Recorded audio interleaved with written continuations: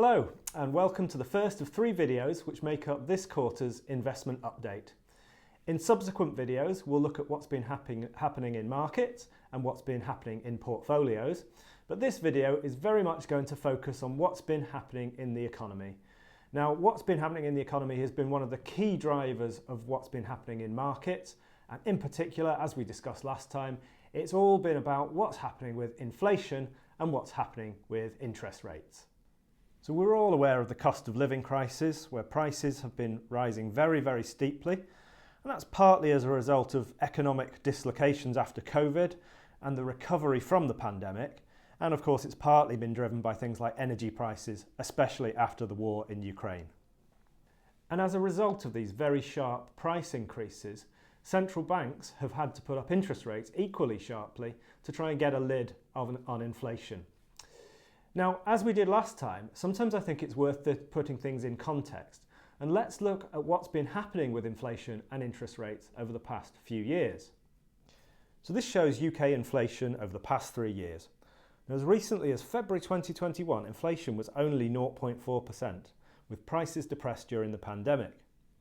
But just 2 years later, in February 2023, inflation got as high as 10.4%, so a full 10% higher. Now, recently, we've seen inflation slowing rapidly, and the latest reading is just about 3.9%, so it's still higher than the Bank of England's 2% target, but well below the peak and going in the right direction. And if we look at interest rates, again, we can see a very big move in a very short space of time. As recently as December 2021, interest rates in the UK were 0.25%. 2 years later, December 2023, they're 5.25%. So again, a big increase, a 5% increase in the cost of borrowing. In hindsight, perhaps it's not surprising that conditions have been very, very difficult for investors, because an increase in interest rate not only means a massive increase in the cost of borrowing for consumers and for businesses, but it also, of course, affects investments in other ways, simply because cash now looks more attractive relative to other investment asset classes. This is particularly notable when we look at bonds, because when we hold a bond, what we're doing, we're lending money to someone, whether that's a company or whether that's the government. And of course we receive interest for doing so. And investors naturally want that interest to be higher than the interest they can get on their cash. Otherwise, why would you take the risk? So bond yields therefore needed to move higher over the past couple of years, and that meant bonds had to fall in price. So essentially, a lower price means a higher yield. So in essence, higher interest rates tend to lead to lower bond prices. But now many investors believe that interest rates have now peaked. And that's partly because inflation has been coming down, and in many cases it's been coming down quicker than a lot of people had expected. But it's also because central banks are telling us that they're done with interest rates. You may remember from last quarter we talked about the analogy of the Matterhorn versus Table Mountain.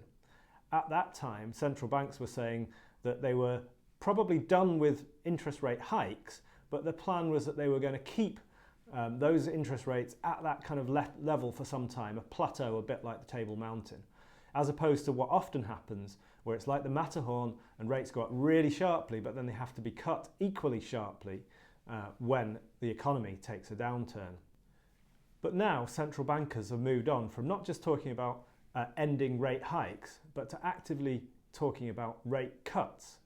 For example, the US Federal Reserve publishes what they call the dot plot every couple of meetings, and basically what they do is that each member of the rate setting committee says what they think interest rates will be at the end of each year. Now, the dot plot itself is quite an ugly chart, but what's interesting to us is how this has changed recently. And this analysis from the FT gives a nice summary of what changed from September to December. So again, this shows how many members of the committee project different levels of interest rates for the end of 2024. Dark blue shows what the Fed thought in September, and light blue is what they said in December. In September, one member of the committee thought rates might go up as high as 6% by the end of this year. One member thought they might be 5.75, but most thought the rates would be somewhere around 5%. So that would be ever so slightly below where they are now. But over the last 3 months, the committee's views have changed a lot, as shown by the light blue bars. Now the highest projected level is 5.25%. Again, that's slightly lower than where we are now. Most members of the committee are predicting around 4.5%, and one even thinks they could go as low as 3.75%.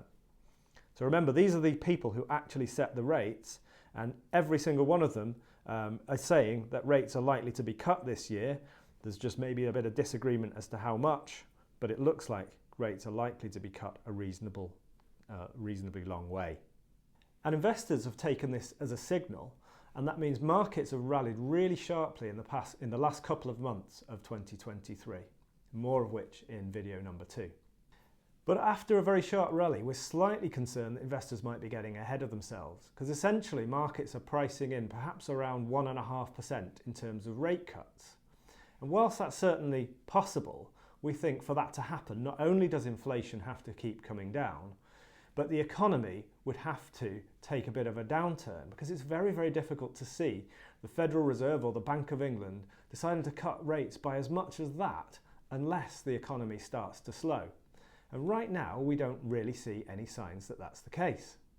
For example, when we look at forward-looking indicators, such as the Purchasing Managers' Index or PMIs, these are business surveys, these have actually shown an acceleration in the last few months, both in the UK, the US, as well as in other places like China and Japan. And normally, that implies a growing economy. Now, perhaps not growing especially strongly, but certainly at the moment, there's no indication that we're about to see an imminent recession. So we do think interest rates are likely to be cut this year, but perhaps by a little bit less than the market was expecting in December. And that's why just before Christmas, we actually reduced some of the risk in portfolios. And in the next video, we'll look at what effect all this has had on the market. And then in the third video, we'll look at how portfolios have been performing and how we've been adapting the positioning.